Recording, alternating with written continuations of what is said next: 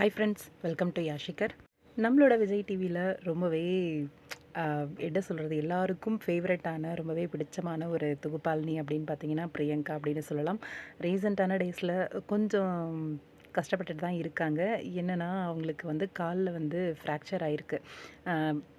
Right hand side leg பார்த்தீங்கன்னா உங்களுக்கே தெரியும். இந்த பிக்கை போஸ்ட் பண்ணிவிட்டு லெக் வந்து சொல்லுதான் ரெஸ்ட் எடு, அதாவது பிரேக் எடு அப்படின்னு சொல்லி.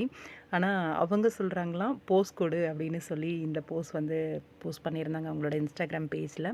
காலும் பார்த்தீங்கன்னா நல்லா வீங்கி போயிருக்கு. லெஃப்ட் ஹேண்ட் சைட் லெக்கை விட ரைட் ஹேண்ட் சைட் லெக்கு ஃப்ராக்சர் அப்படிங்கிறதுனால அதுலேயே வந்து இப்போது சொல்கிறியா சொல்கிறியா அதே மாதிரி இப்போது ஸ்டார்ட் மியூசிக் ஸ்டார்ட் பண்ணிருக்காங்க. அந்த காலோடவே ஸ்டிக்கு வச்சு வந்து ஷோ வந்து பண்ணிகிட்ருக்காங்க. நிறைய வில் பவர் நம்ம பிரியங்காவை பொறுத்த வரைக்கும் ரொம்பவே ஸ்ட்ராங்கான ஒரு உமன். நிறைய ஸ்ட்ரகிள்ஸை வந்து ஃபேஸ் பண்ணிருக்காங்க. எல்லாத்தையும் கடந்து இப்போது நல்லா அவங்களையே அவங்க பூஸ்டப் பண்ணி எழுந்து வந்திருக்காங்க. உண்மையாக ஹேட்ஸ் ஆஃப் தான் நம்ம பிரியங்காவுக்கு.